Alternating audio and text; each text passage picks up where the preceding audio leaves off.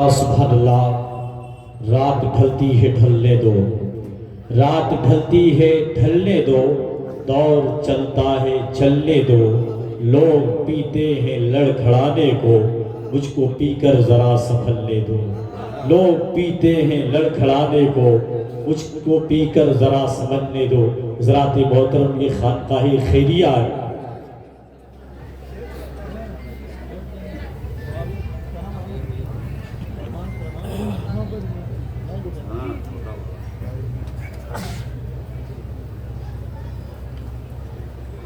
سبحان اللہ، سبحان اللہ۔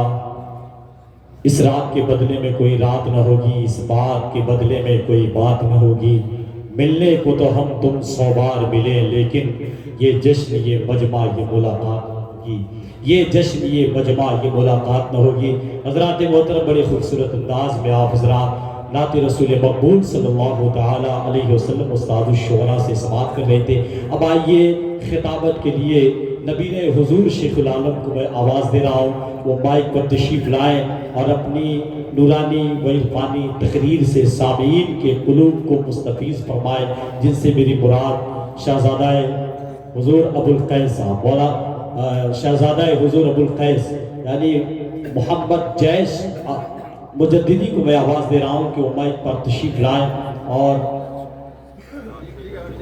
اپنے نورانی و عرفانی خطاب سے سامعین کی قلوب و اذہان کو منور مجلہ فرمائیں۔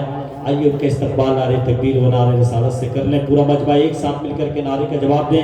نعرہ تکبیر، نعرہ تکبیر، نعرہ رسالت۔ فیضان حضور شیخ المشائخ، عرس حضور شیخ المشائخ، فیضان حضور شیخ العالم۔ نعرہ تکبیر، نعرہ رسالت۔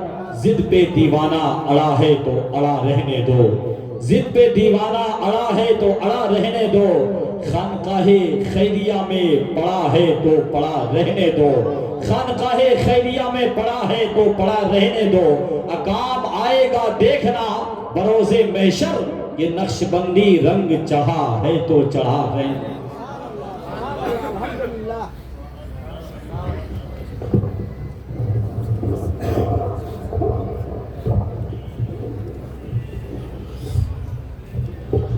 السلام علیکم ورحمۃ اللہ تعالی وبرکاتہ۔ نحمده ونصلی علی رسولہ الکریم، اما بعد، فاعوذ باللہ من الشیطان الرجیم، بسم اللہ الرحمن الرحیم۔ الا ان اولیاء اللہ لا خوف علیہم ولا هم یحزنون۔ درود پاک پڑھیں، اللہم صلی علی سیدنا اور وسلم والسلام علیکم صلی اللہ تعالی علیہ وسلم۔ بڑی خوش نصیبی ہے ہماری کہ عرس شیخ المشائخ میں حاضر ہیں۔ اللہ تعالی ہم سب کی حاضری قبول فرمائے۔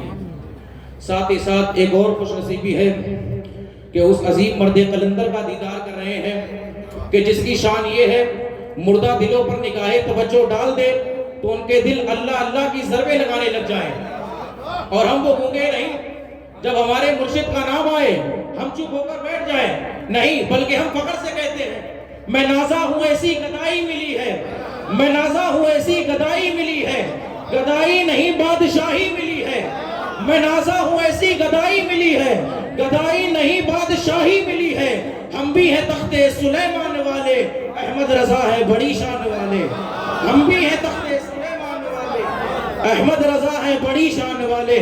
حضرت کی خاموشی نہ دیکھیں آپ اور ہم، حضرت کی خاموشی اتنی رعبدار کہ بڑے بڑے علماء علامہ مفتی مجال دم نظر نہیں ہوتی ہے کہ حضرت سے آنکھ ملا کر 2 منٹ بات کر سکیں، تبھی تو راحت اندوری کا وہ شعر یاد آتا ہے، یہ الگ بات ہے خاموش کھڑے رہتے ہیں، یہ الگ بات ہے خاموش کھڑے رہتے ہیں، پھر بھی جو لوگ بڑے ہیں وہ بڑے رہتے ہیں، اور ایسے آقاؤں سے ملتا ہے ہمارا شجرہ، ایسے آقاؤں سے ملتا ہے ہمارا شجرہ جن کے قدموں میں کئی تاج پڑے رہتے ہیں،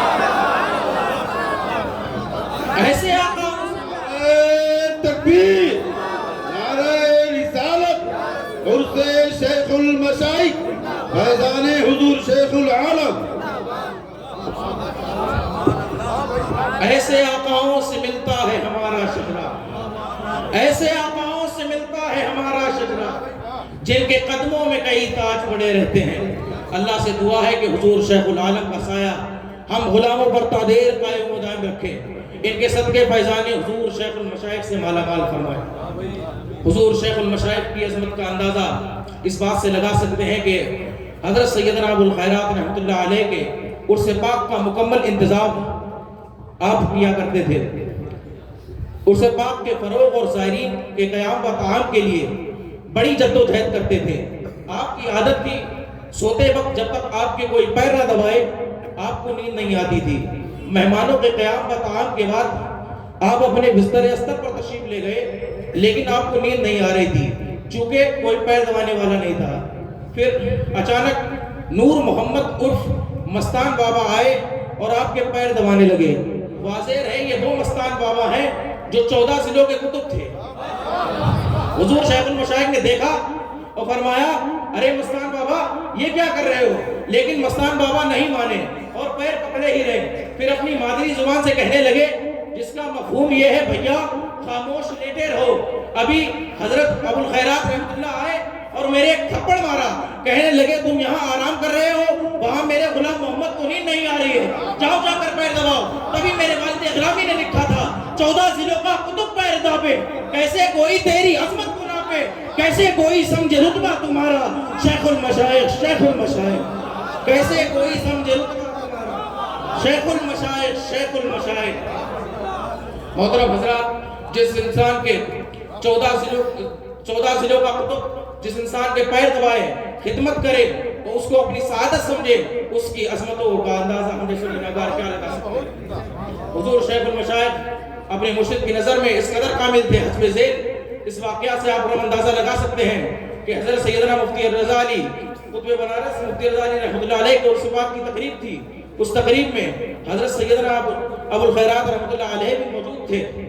آپ ہی کے ایک مرید جو سادات گھرانے سے تعلق رکھتے تھے، آپ ہی کی زیر تربیت و عمدہ سالک طریقت تھے۔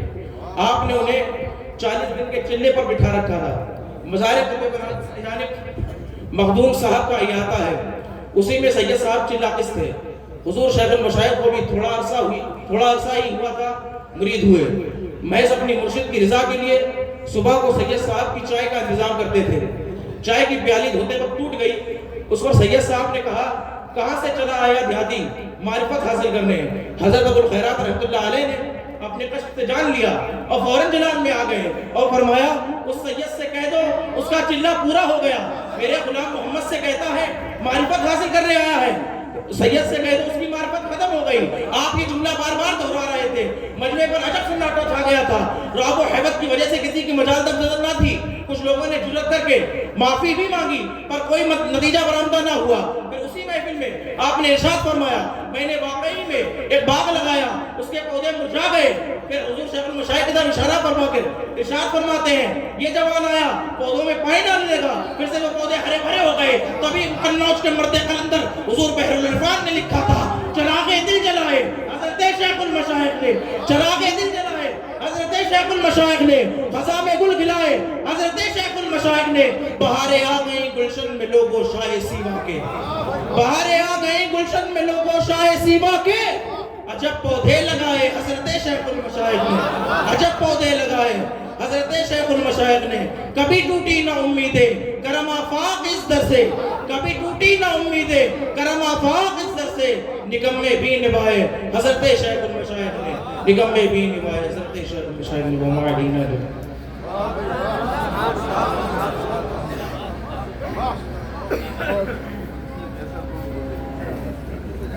واہ بھائی واہ۔